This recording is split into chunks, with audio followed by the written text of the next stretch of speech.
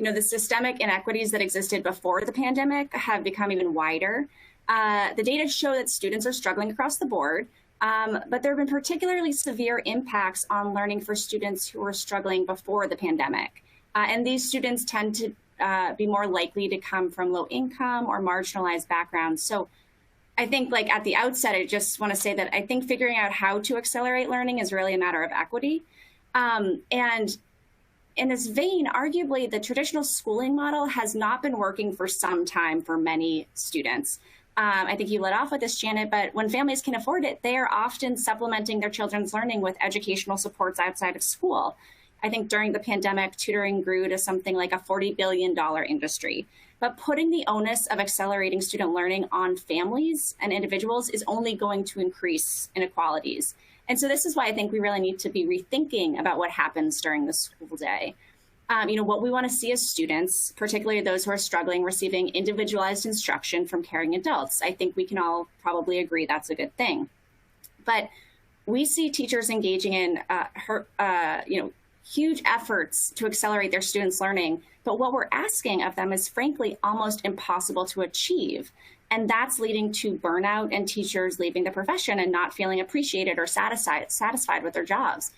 And so I think this is really all interconnected. We need to be thinking of ways to provide more support to teachers, be responsive to individual student needs, and enhance connection. And I think there's a real opportunity to think about what systematically can be done in the field of education to support students and educators. A lot of my research for the past several years has been focused on figuring out how to prioritize providing students with personalized learning opportunities and stronger connections to caring adults. And I mentioned at the outset that I'm a researcher at the National Student Support Accelerator, and this organization is dedicated to equalizing access to tutoring, because tutoring really is sort of at least one of the answers to this question of how we provide personalized learning opportunities and how do we help connect kids with caring adults. And tutoring is also really being talked about because it would be really hard to find an educational intervention that has the same rigorous research base and potential to improve student outcomes as tutoring does. Hundreds of really high quality studies show that tutoring can lead to several months of additional learning in math or reading. So I think that the fact that interest in tutoring has exploded in the past years is not surprising, but at the same time, it's really important to define what we're talking about, because tutoring can mean a lot of different things to different people, and not all tutoring is effective. So when we look at the tutoring programs that have proven to work, they tend to deliver what we are calling high impact tutoring. So what exactly does that mean? These effective programs tend to share several of the same elements. To start, Lisa referred to it as high dosage tutoring. So perhaps not surprisingly, dosage matters. That means tutored students are not sporadically dropping in for homework help. They are being tutored, multiple times a week, 3 or more times a week for an extended period of time. Tutoring is also by definition delivered in small groups. So that can mean, one-on-one instruction or up to, 3 or 4 students in a session, but any more students at one time, and it's not really tutoring anymore. It starts to get to small group instruction, where I think you really do need that trained teacher to deliver that type of instruction. In terms of the content of the sessions, they really tend to be targeted to a specific subject. So again, not dropping in for just random questions. I think most of the research tutoring programs have focused on math or literacy, and the content is purposefully aligned to the school curriculum or the state standards. That's when we see these impacts on student learning. Also, effective programs tend to place a high priority on developing these strong tutor-student relationships, which requires having a consistent tutor who is skilled at engaging students and developing positive relationships. And so I think this brings us to the question of who should be doing the tutoring. And Lisa started to talk about this a little bit, but I think we're going to learn more about this in the upcoming years. But research does show that a wide range of people can be effective tutors if they receive the right training and ongoing support. So just to give an example, universities across the country are starting to develop their own programs where college students serve as tutors. And in my opinion, this might be one of the best opportunities for a sustainable source of tutors, because we know that labor supply issue is at least a problem now and may continue to be going forward. Grand Valley State University in Michigan comes to mind. They have developed a really robust tutoring program that serves schools across the state and has great potential to scale. And this idea of having a tutor corps at a college or, as a paid service opportunity for postgraduates may be a way to also bolster and diversify the teacher pipeline. There's a much lower barrier to getting started in tutoring than, for instance, enrolling in a teacher prep program. And I think it could really attract a different population to working in education that might otherwise not take that path. And one other thing I think we're really seeing is that high impact tutoring is high impact when it's embedded into the school day.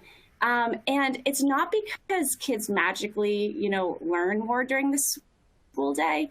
But I will say we're continuing to see evidence that out of school time or, tutoring opportunities, if they're not embedded into the learning experience, tend to become more of an add-on. So in the spring of 2021, my colleagues and I studied the implementation of a virtual on-demand tutoring program that was offered free, no cost, to 7,000 middle and high school students in a California school district.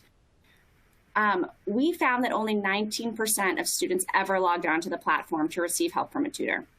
And if you look at the red box, that's showing that without any additional intervention, struggling students were about half as likely to log on compared to their higher achieving peers. And so if we think about who we're really trying to target with these personalized learning opportunities and we want to benefit from them, if we just rely on students and families to opt in, we're likely not reaching them at the rates that we hope we would be. We did conduct an intervention where we sent targeted communications over the course of the semester to just students, just their parents, or to both students and parents together. And we found that the coordinated communications to both students and the parents increased the likelihood students logged on by almost 50% overall. So the intervention was pretty effective, but this still only led to less than 30% of students ever receiving tutoring. And we did see that the tutoring itself helped. Students who used it were more likely to pass all their courses that semester. But I think when we're talking about addressing systemic inequities and focusing on learning, recovery, and acceleration, we really can't conflate the availability of tutoring with access. So students that are struggling academically are unsurprisingly less likely to take up these optional educational supports, even if they might benefit from them. So I just think what everyone's talking about here is really thinking about how to provide students with embedded personalized learning opportunities, because these sort of opt-in supplemental approaches might actually end up increasing disparities in learning between struggling students and their peers. Hearing what Lisa, Greg, and Jack are talking about is really inspirational and hopefully what we're moving towards. But I do think there are interim steps, and it's really an opportunity to think outside the box and try new things. First, you'll be unsurprised to hear me say that implementing high impact tutoring during the school day is in the direction of better supporting students. But if you're going to do it, it will need to be a priority. If it's not going to be done well, if it's not going to be done well, I'm not sure it's worth doing. It can't just be an afterthought. I also would argue that most schools could do more to invest in relationships in school. And this doesn't mean just saying teachers should do more to build positive relationships with students. Asking burned out people to do more is not the answer. This means actually dedicating time and resources towards helping adults connect positively with students in culturally responsive ways. And I think, again, this is really all in service of supporting educators. Investing in educator well-being is important, as is recognizing that classrooms are not set up for teachers to provide personalized instruction to each student, and that's okay.